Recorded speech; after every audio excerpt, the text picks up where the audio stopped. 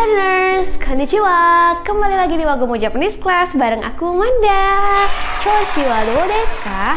Nah, buat teman-teman yang belum tahu apa sih artinya choshi, itu artinya adalah keadaan atau kondisi atau kabar. Boleh ditambahin langsung ya ke kamus personal kalian.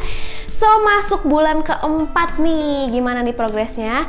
Manda yakin banget pasti banyak banget di antara teman-teman semua yang menganggap bahasa Jepang itu ternyata gampang banget ya. Ya iyalah, karena kalau menurut kalian susah, pastinya kalian udah mogok tuh dari tanjakan pertama ya. Gak akan sampai di materi ini deh teman-teman. By the way, tahu nggak sih kalian kalau di LPK-LPKan di sana itu ya, kalian tuh butuh waktu berbulan-bulan dan juga duit berjeti-jeti untuk bisa sampai di materi ini loh guys. So, teman-teman di sini bayar berapa? Coba komen. Kalian gretongan kan teman-teman? Cukup pantengin YouTube aku doang nih. Paling modal yang kalian perluin tuh cuman kuota aja. Kuota juga nggak perlu sih. Kalian bisa nebeng wifi gratisan tetangga lah, atau di minimarket lah, bisa banget kan pastinya ya. Yang jelas itu nggak masalah, pokoknya gimana pun caranya kalian tinggal tontonin aja YouTube aku. Dan aku tuh pokoknya udah seneng banget nih teman-teman. Yang penting kalian dapetin esensi belajar dan juga value dari ilmu bahasa Jepang yang aku share sama teman-teman semua.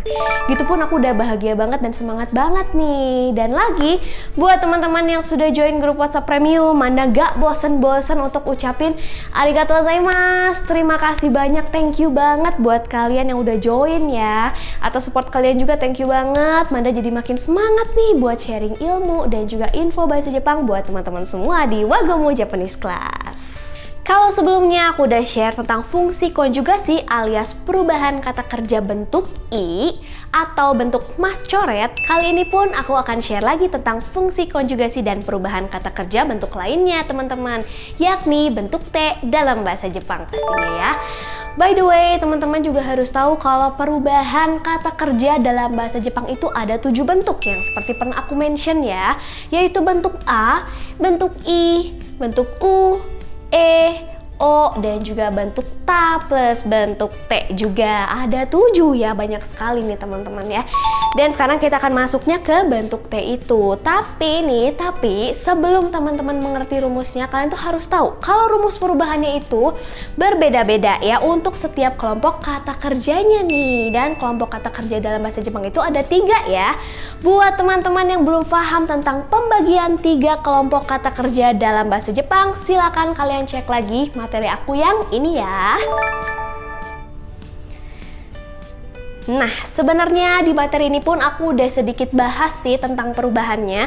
Tapi tenang aja, di materi kali ini pun aku akan review lagi sekilas biar kalian gak lupa ya. Dan kita akan langsung masuk aja ke bentuk T-nya pastinya.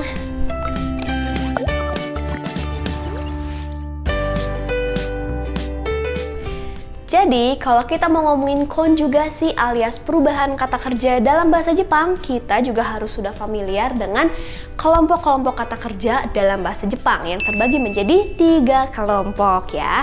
So, Manda akan mulai dari kelompok yang ketiga, teman-teman. Kelompok ketiga ini membernya cuma 2 orang aja, alias 2 kata kerja aja, yaitu shimas yang bentuk T-nya menjadi shite, dan juga kimas yang bentuk T-nya menjadi kite. Tidak panjang dan tidak double ya. Nah, itu doang sih teman-teman. Kemudian untuk berikutnya kelompok kedua. Nah, kelompok kedua ini dibagi lagi nih menjadi 2 golongan ya. Yang pertama adalah golongan kata kerja emas. Nah, apa sih maksudnya? Yaitu kata kerja yang sebelum mas ada bunyi huruf E-nya. Misalnya kalau di kolom hiragana itu ada ke, se, te, ne, he, me, re. Nah, dan juga berlaku untuk turunan-turunannya teman-teman yang memakai teng-teng dan juga maru ya, berlaku di situ. Dan satu golongan lagi yaitu adalah kata kerja 13i yang spesial. Nah, di sini tuh aku rangkum atau aku ringkas menjadi hari ini Miyabi karaoke dekat sekitar Cikini ya. Buat yang masih ngebayangin Miyabi karaokean, waduh kalian cek lagi materi aku yang ini biar nyambung lagi ya teman-teman.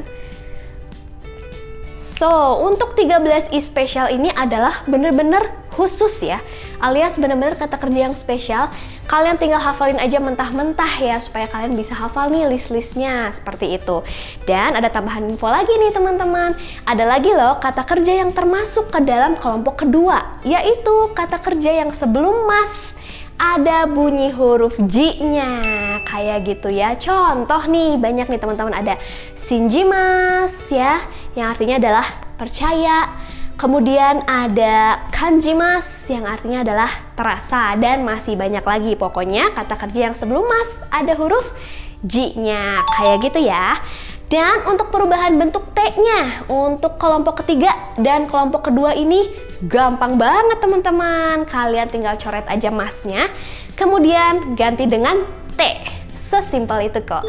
Manda contohin ya biar kalian makin kebayang. Yang pertama, kata kerjanya misalnya tabemas, makan. Nah, tabemas, masnya dicoret, ganti T menjadi tabete. Gampang kan? Kemudian ada kangaemas. Nah, ini masnya tinggal dicoret, kemudian ganti T menjadi kangaete. Kemudian ada karimas. Nah, karimas juga sama, masnya coret, kemudian ganti T menjadi karite. Selain kata kerja spesial di kelompok 3 dan kelompok 2, teman-teman udah nggak usah mikir lagi, sisanya pasti auto dimasukkan ke kelompok 1 ya. Langsung aja kalian buang semuanya tuh ke kelompok kata kerja ke-1 teman-teman. Buat kalian yang mungkin masih bingung, kira-kira kata kerja ini masuk kelompok 1, kelompok 2, apa kelompok 3 ya, teman-teman langsung saja buka buku Minano Nihongo Sokyu 1 dari halaman 170 sampai dengan 179 ya. Pastinya bagian terjemahan ya teman-teman. Di sini tuh ada semuanya kelompok-kelompok kata kerjanya, jadi teman-teman udah nggak bisa bingung lagi. Tuh komplit banget kan. Nah, terus gimana kak cara ngafalinnya? Cara ngafalinnya teman-teman tinggal sobek aja, terus bakar dan abunya dimakan. Nggak guys, bercanda. Tetap semuanya perlu proses, teman-teman harus membiasakan biar jadi hafal semua kata kerjanya ya teman-teman. Kalau mau tahu cara gampangnya sebenarnya kayak gini sih. Kata kerja kelompok ke-1 itu sebelum mas pasti ada bunyi I. Nah, bunyi I itu apa aja?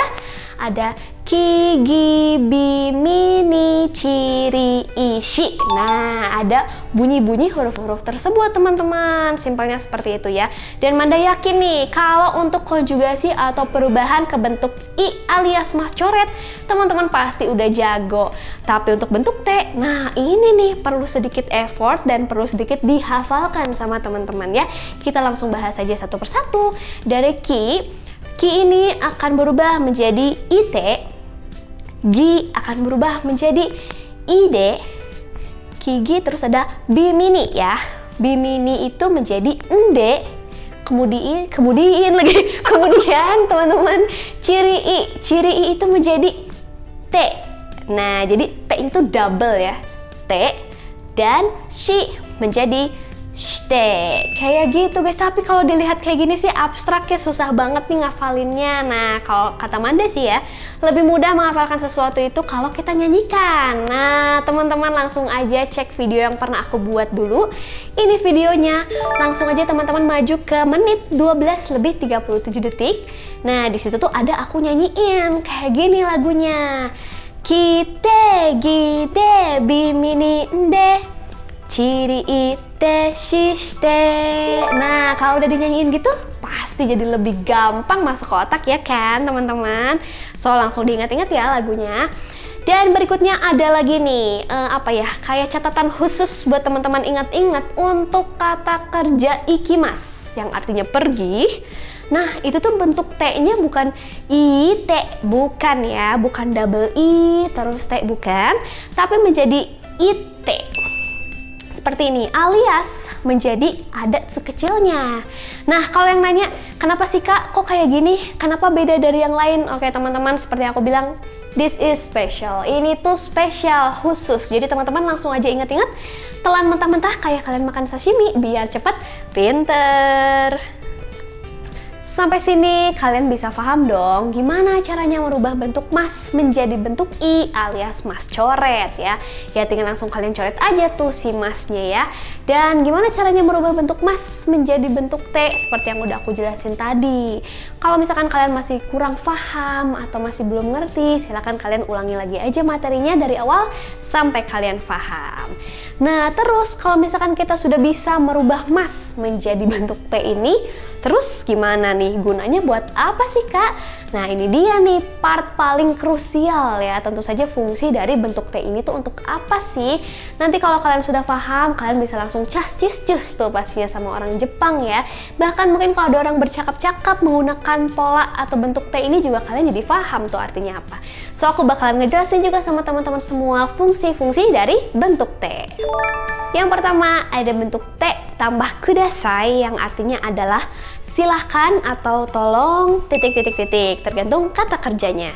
Jadi kata kerja bentuk T tambah kudasai ini fungsinya adalah untuk meminta tolong atau memberikan perintah yang sopan ya. Bahkan ini juga bisa berfungsi untuk kayak mempersilahkan gitu loh teman-teman.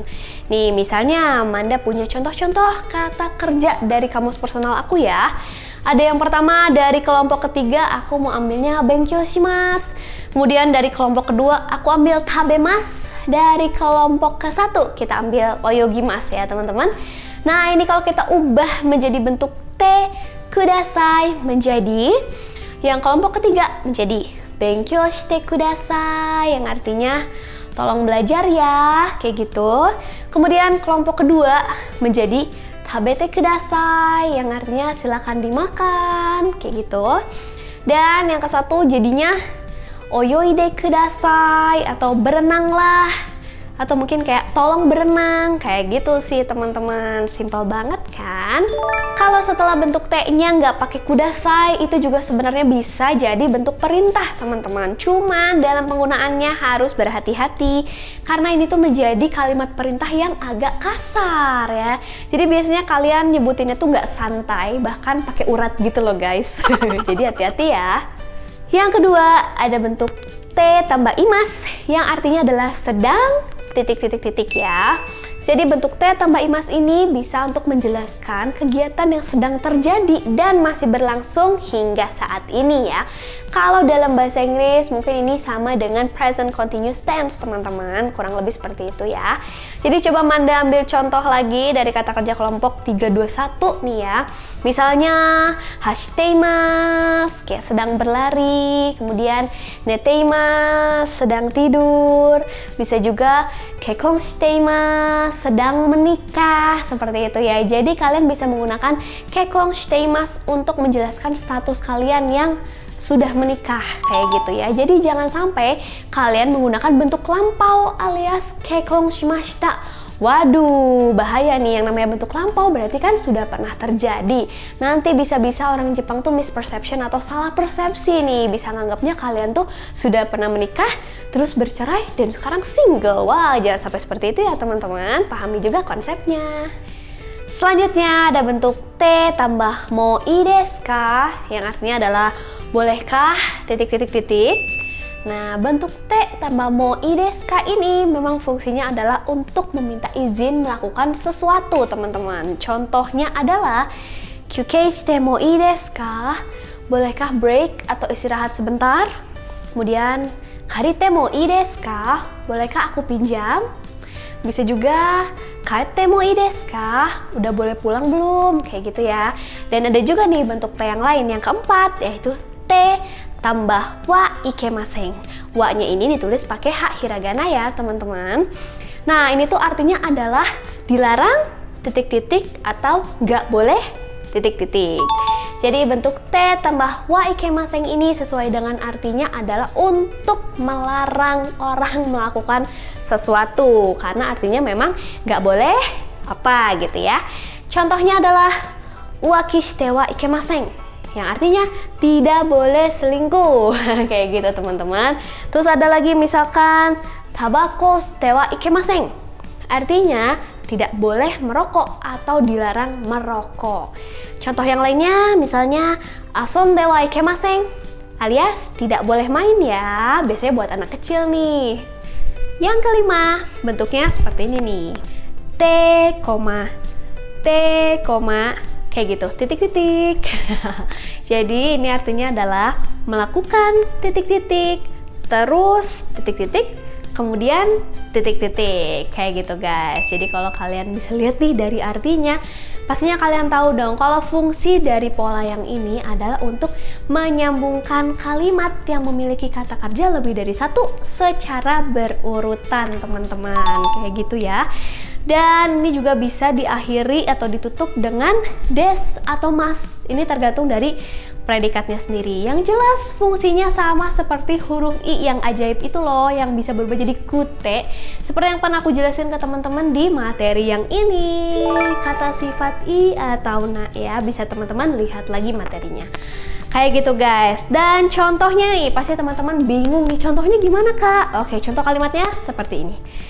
Mai asa hayaku okite, shawa wo abite, asa gohan o tabete, kaisha e ikimasu. Kayak gitu. Artinya, setiap pagi aku tuh bangun cepat, terus mandi, terus sarapan pagi, kemudian aku berangkat ke kantor deh. Kayak gitu guys. Bentuk T yang terakhir adalah T tambah kara titik-titik, yang artinya adalah setelah melakukan titik-titik baru deh titik-titik. Nah, pola yang ini tuh untuk ngasih tahu orang kira-kira kegiatan mana sih yang bakal kamu lakukan atau selesaikan terlebih dahulu sebelum kamu melakukan kegiatan yang lainnya. Kayak gitu teman-teman. Dan contoh kalimatnya seperti ini. Shukudai owatte kara asobi ni ikimasu. Yang artinya aku akan pergi main setelah menyelesaikan PR, atau aku akan menyelesaikan PR aku dulu baru deh aku main. Kayak gitu guys. Phew, panjang sekali ya materi kita hari ini. Gak apa-apa lah, yang penting kalian paham semua yang udah aku jelasin buat kalian hari ini. Kenapa sih mesti ada yang namanya perubahan kata kerja, konjugasi, dan lain-lain, bikin pusing aja ya. Ya tentunya itu karena ada kondisi dan juga konteks kalimat yang pastinya banyak, beraneka ragam dan berbeda-beda. Jadi wajar ya teman-teman ya. Yang namanya bahasa Indonesia pun kan punya yang namanya imbuhan toh. Ada me, ber, ada mekan, dikan, dan lain sebagainya. Masih banyak lagi. Yang namanya belajar bahasa pasti harus mendalam dong sampai dengan tata bahasanya ya teman-teman ya. Semangat terus. Kalau misalkan kalian sudah nonton, sudah baca materi ini tapi kok masih nggak ngerti-ngerti aja nih, jangan ragu buat kalian catat dan jadikan bahan diskusi di grup WhatsApp Premium ya teman-teman. Ganbatte minasan, kalian pasti bisa. Ya barangkali itu aja deh yang mau Manda share untuk hari ini. Semoga otak kalian nggak kebul ya teman-teman ya. Pastikan juga kalian like, komen, dan juga share video ini ke teman-teman kalian yang lain. Dan yang paling penting pastikan kalian subscribe juga biar Manda makin semangat ngajar bahasa Jepang buat teman-teman semua. Kalau gitu kita akan ketemu lagi di video atau lesson berikutnya.